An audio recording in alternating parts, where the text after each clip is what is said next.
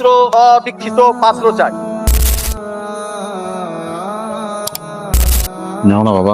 রাতুল, ইনি তোমার বাবা? জি স্যার। আমি আসলে এই পুরো বাড়ির মালিক না। আপনি আমার ছেলেকে চাকরি দিবেন? এতদিন আপনারা গরিব সেজে অভিনয় করেছেন।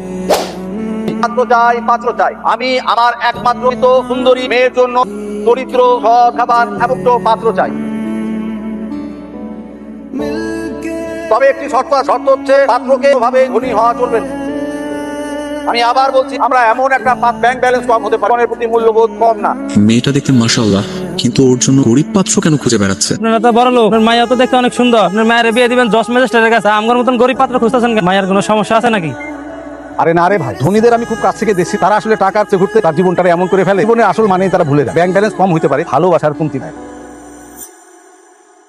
মেয়েটা তো অসম্ভব সুন্দরী, এমন একটা সুন্দরী মেয়ে গরিব ছেলের সাথে বিয়ে দিতে চাচ্ছে। তাই তো বলতেছি মা, ভাবা যায় মেয়ের বাবার কি একটা উদ্ভট চাওয়া, গরিব পাত্র চাই। অনেক সময় এরকম হয়। বুঝলাম, কিন্তু মা আমার তো মেয়েটাকে অনেক বেশি পছন্দ। তাহলে দেরি করছিস কেন? কালি গিয়ে কথা বলি। মেয়ের বাবা যদি আমার বংশ পরিচয় জানে, শুরুতে লাল কার্ড দেখাই দিব। রাতুল, তুই এক কাজ কর, তুই ওদের বাড়িতে গরিব সেজে যা। বাবা, তুমি তো বলেছিলে গরিব মেধাবী ছেলে, কিন্তু এগুলো তো সব পীর কাম। আমি এদেরকে মরে গেলেও বিয়ে করবো না। তুই তো থাম। আমার অ্যানাউন্সমেন্টটা ঠিক মতো শুনছিলাম। আমি আমার একমাত্র মেয়ের বিয়ের জন্য পাত্র খুঁজছি, ঠিকঠাক। আমি পাত্রটা খুঁজছি হচ্ছে শিক্ষিত, নম্র, গুড লুক, এরকম একজন পাত্র। কিন্তু তোমাদের দেখে মনে হয় যে এলাকায় থাকো সেই এলাকায় 7 দিন ধরে দুর্ভিক্ষ চলছে। আসসালামু আলাইকুম স্যার, আমি নতুন, আপনার মেয়ের বিয়ে করতে চাই।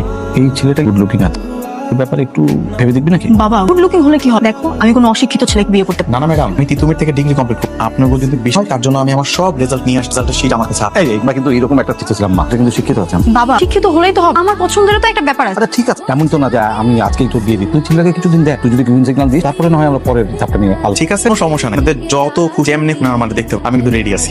তোমার যেটা ভালো মনে হয় করো, আমার না সবার ভালো লাগে। শোন, এই তুমি আপাতত ওয়েটিং লিস্টে থাক। 7 দিন আমার মেয়ের সঙ্গে তুমি একটু সময় কাটাবে। আমার মেয়ে তোমাকে যাচাই বাছাই করবে। ও যদি সব ঠিকঠাক মনে করে, পরবর্তী ধাপে আলোচনা করবে।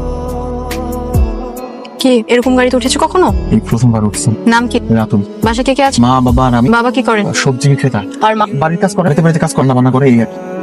ম্যাডাম, আমরা কই যাইতেছি? রেস্টুরেন্টে। রেস্টুরেন্টে? আমি তো কোনোদিনও রেস্টুরেন্টে যাই নাই। কি খাইবেন? দেখছি কি খাওয়া যায়। ওই মামা, ওই মামা। ওই মামা কাদেরকে বলছি? স্যার না কাউন্ট দিয়া যায় করে ওনাদের ওই মামা এইসব বলতে হয় না, বলবেন।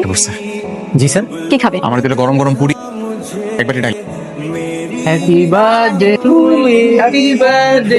Thank you everyone. আমি আপনাকে দুলা ভাই। এই গেয়ে বুটটা তোর জামাই? না, আমি জামাই হই নাই, কথাবার্তা চলতেছে। ওই যে তোদের বলেছিলাম না যে আমার বাবা একটা গরিব ছেলের সাথে আমার বিয়ে ঠিক করে, ওই সে রাতুল। তুমি যাও নিচে যাও। এই যে মিস্টার, আপনাকে নিচে এসে দাঁড়াতে বল। এদিকে কেন এসেছেন? না, এমনি একটু হাঁটাহাঁটি করতেছে। এমনিতেই হাঁটাহাঁটি করছিলেন?